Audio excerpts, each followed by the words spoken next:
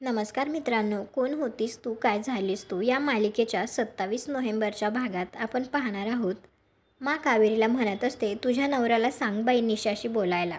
माझी पूर्ण खात्री आहे निशा त्याचं ऐकेल आणि लग्नासाठी तो तयारही करेल तिला. आता हे ऐकून तर कावेरीला काहीच कळत नाही. त्यानंतर दादा कावेरीला म्हणत असतो, ॲक्सिडेंट स्पॉटवरचे सगळे पुरावे तपासून बघितलेत, पण एकच गोष्ट क्लिअर झाली. आता कावेरी थोडंसं घाबरून विचारते, काय? काही वेळेनंतर आता माँ कावेरीला म्हणत असते, त्याला घेण्यासाठी आपण दोघी एअरपोर्टवरती जाऊया का? माझा यश एकदा घरी आला ना की या घराला घर पण येईल बाई.